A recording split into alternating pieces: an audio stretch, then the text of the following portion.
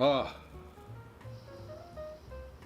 When I say funky, I mean like hops that are moist. I mean really damp hops. If you've ever, I was lucky enough to go to a hop farm up in Idaho, the Anheuser-Busch hop farms up there. They got thousands of acres, and I had a chance to really rub on some really fresh hops, and that's exactly what this smells like.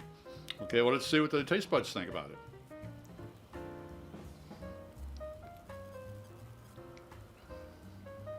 Wow.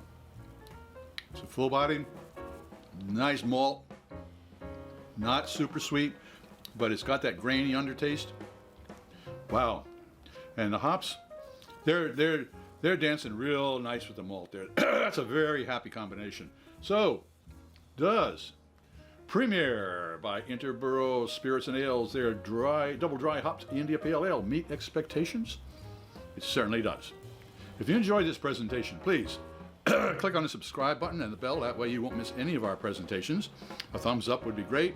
A comment would be really appreciated. I'm Pete LaFrance, the Old Growler, hoping all of your beers meet expectations.